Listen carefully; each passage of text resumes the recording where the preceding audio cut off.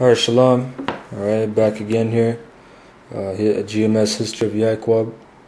And giving all praises to Yahweh Ba'ashem Yahweh Shai. And double honors to the elders, great millstone. And blessings to the brothers worldwide pushing this real truth. Alright, remaining in the doctrine of truth. Alright. And the title of this lesson is called Some Remove Landmarks, which basically goes into Esau, who is the so-called white man today, removing landmarks, removing people's territories and lands. And the first time period I'm going to deal with is Japhet, because really that's when the white man started coming up in the power and basically removing people off their land. Alright, this is also going to cut that the white man is not Japhet. So let's start off in the book of Job, chapter 24 and 2. It says, "Some remove landmarks, the landmarks. They violently take away flocks and feed thereof." So who violently removes these landmarks? Is it not the so-called white man? Right? Because how did he attain the land of North, Central, South, and the Caribbean islands? North, Central, South America, and the surrounding islands. He violently took it away. Right? How did he take away basically, China, Japan, and made them tribute unto the white man? The Philippines, because the Spaniards conquered basically the Indonesians and all those places. That was the so-called white man. What is he doing there in Iraq? You watch the videos of them bombing the cities. That's violently taking away cities, landmarks. In Afghanistan, what he wants to do in Iran, which is going to backfire because it's biblical prophecy. Alright? So I'm going to read it again. It says, "Some remove the landmarks. They violently take away flocks and feed thereof. They drive away the ass of the fatherless. They take the widow's ox for a pledge." Alright? "They run the needy out of the way. The poor of the earth hide themselves together." Alright? And let's go to the blessing. Because the reason why Esau is so powerful and does all these things is because of his blessing, which is found in the book of Genesis 27 and 38. And basically it says, "And Esau said unto his father, Hast thou but one blessing, my father? Bless me, even me also, O my father. And Esau lift up his voice and wept. And Isaac his father answered and said unto him, Behold, thy dwelling shall be the fatness of the earth, and of the dew of heaven from above. And by thy sword thou shalt live, and shalt serve thy brother. And it shall come to pass, when thou shalt have the dominion, thou shalt break his yoke from off thy neck." So what was the point here? The point here was by thy sword in verse 40. "And by thy sword thou shalt live."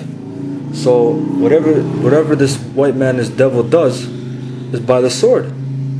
If he wants a land, how does he take it? By the sword, not by democracy and all that. That comes in after to brainwash the people and corrupt the land.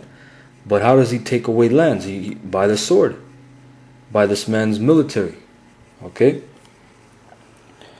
Verse 41, "And Esau hated Jacob because of the blessing wherewith his father blessed him. And Esau said in his heart, The days of my mourning for my father are at hand. Then will I slay my brother Jacob." So Esau is mad at Jacob to this day. That's why the Rothschilds, their main goal is to get the blessing back from Jacob, his brother. But it's not going to work. You can't fool the Most High. Okay?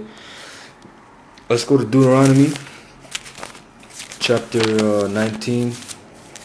Get it in the law, since you white people love to talk about the law. This is Deuteronomy 19 and 14. "Thou shalt not remove thy neighbor's landmark, which they of old time have set in thine inheritance, which thou shalt inherit in the land that the Lord thy God giveth thee to possess it." So, the white man always likes to talk about, are we not neighbors, and, love thy neighbor as thyself. Now it says, "Thou shalt not remove thy neighbor's landmark." Were not the natives removed of their landmark? and driven to reservations. You know, same thing. Okay, and then let's go to a precept in Deuteronomy 27 verse 39.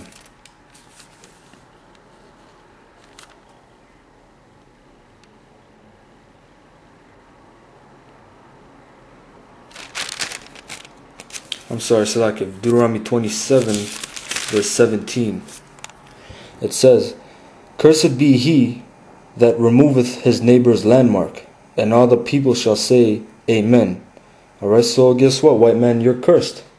Alright, ever since your brother, really your forefather Cain, killed our forefather Abel, you're cursed. Alright, so you're even more cursed now, because you've been stealing land ever since you got into power, man. You know, but let's get into Japhet and how he was losing the land. This is from the Apocrypha. This is the book of the rest of Esther, chapter